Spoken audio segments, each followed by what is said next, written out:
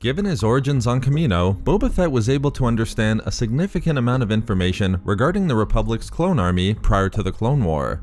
But as we'll see, one of the most crucial pieces of information was the knowledge of Dooku's true identity as Darth Tyrannus. In the aftermath of the First Battle of Geonosis, Dooku placed a bounty on Boba Fett given the potential he might know his alter ego as Darth Tyrannus. This resulted in Boba being captured by Aurra and then delivered to Dooku on the outer rim planet of Raxus Prime.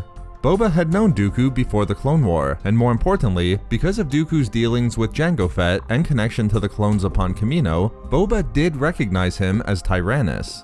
After arriving at Dooku's stronghold on Raxus Prime, Boba was brought before Dooku himself. Dooku initially told Boba it was Jango's final wish that should something happen to him, Dooku be the one responsible for Boba's care and upbringing. But then Dooku got to his true question, asking Boba ominously if he had ever heard the name of Tyrannus. When Boba confirmed he was aware of Dooku's connection to that name, Dooku then asked if he was curious why he should have two names. But when Boba confirmed he was taught by Jango not to ask questions, Dooku seemed pleased enough that the secret wouldn't be shared given Boba's discreetness. However, when Boba wished to learn more about the credits that Jango left for him, Dooku dismissed him and went back to his search for the ancient Sith weapon known as the Dark Reaper. The conversation ending this way caused Boba to question whether he could trust Dooku, and he ultimately decided to escape. The Republic invasion of Raxus Prime gave him the perfect opportunity to pass himself off as an orphan and be brought into Republic custody. But following his escape from Raxus Prime, Boba immediately began to reconsider his discussion with Dooku regarding the connection with Tyrannus on board a Republic Acclimator class assault ship, finally putting the pieces together. He knew why Dooku was so bothered by the fact that he'd been called Tyrannus by Boba, and its importance. Dooku was the individual who hired his father Jango to help create an army of clone troopers, and yet, he was now fighting that very army he'd helped create for the Republic. The pieces didn't quite add up, but Boba knew the information was valuable and decided to hold on to it, knowing it would become useful in the future. Eventually, Boba Fett would escape from the Jedi and clone troopers on the assault ship, create an alliance with Aurra, and rise in the ranks to become one of Jabba the Hutt's most valued bounty hunters, all before the end of the Clone War. It wouldn't be until 3 years later, during the final year of the war, when Boba would find his moment to utilize this information, finding the perfect opportunity to reveal it. During his assignment from Jabba to capture the separatist leader Wat Tambor, Boba would find himself within the major months-long battle between the Republic and Separatists on the planet of Zagobah, where Tambor's fortress was located. After Boba failed in carrying out his mission on the planet's surface, he pursued Tambor into space, chasing the fleeing leader in his starship. However, the intervention of Asajj Ventress caused Boba to again fail to capture Tambor, and was rescued from Ventress's onslaught through the assistance of Anakin Skywalker, who also helped Boba repair his ship. Only Anakin had more bad news for Boba. Since he violated Republic airspace on Zagobah, he would have to be detained by the Republic. Boba was determined he only worked for himself, and no one would place any limits on him, certainly not the Republic. It's here where Boba would utilize the information he gathered 3 years earlier, telling Anakin he had information vital to the safety of the Republic that would mean the difference between victory or defeat in the Clone War.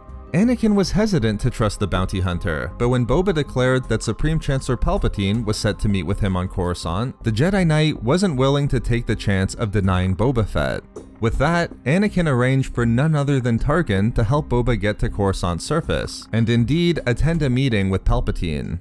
Going to Coruscant gave Boba Fett another opportunity he had waited years for, to confront Mace Windu and avenge his father for the events that occurred on Geonosis. Ultimately, after Boba sufficiently armed himself for battle against a powerful Jedi, he learned that as luck would have it, the Jedi Master also had a planned meeting with the Supreme Chancellor, allowing the bounty hunter to take care of both goals.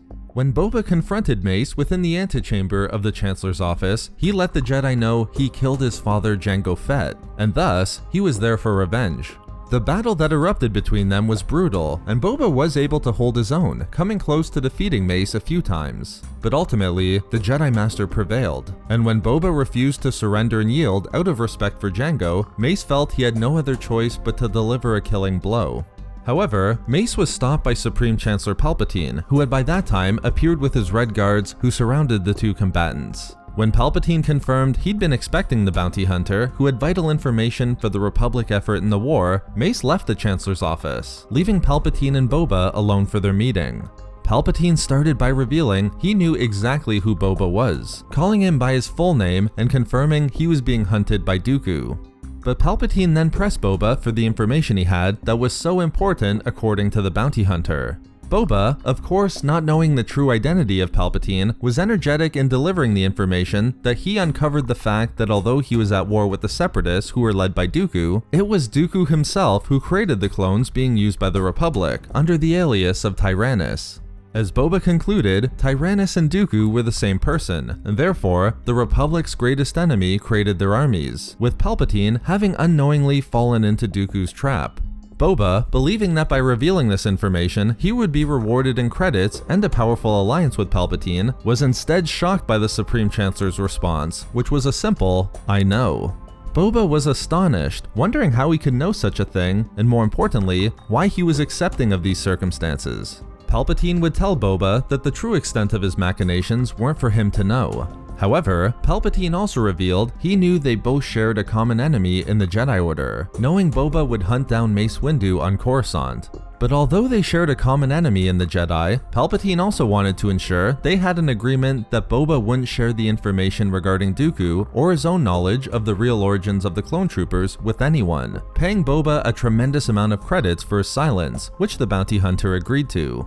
Demonstrating Boba could read into the situation more than was explicitly stated by Palpatine, after he left the meeting, although he wasn't able to avenge his father by killing Mace, he was satisfied in knowing that great trouble awaited not just Mace, but all of the Jedi. And because Palpatine was all too happy with the fact the clones were created by the very enemy of the Republic, Boba had to infer they too factored into Palpatine's sinister plan for their common enemy.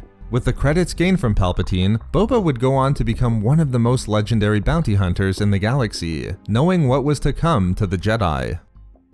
So there we have it, how Palpatine revealed he knew the true origins of the clone troopers to Boba Fett, and what this likely meant for the Jedi. Thank you very much to all of the Patreon members of Star Wars Reading Club, as your support is so greatly appreciated. You can find all of our social media links and a link to our Star Wars gaming channel in the description below for updates and even more Star Wars content. We love making these videos, so why not subscribe for more fun Star Wars theories and discussions. Also, if you enjoyed the video, think about giving a like or leaving a comment. If not for me, for knowing everything.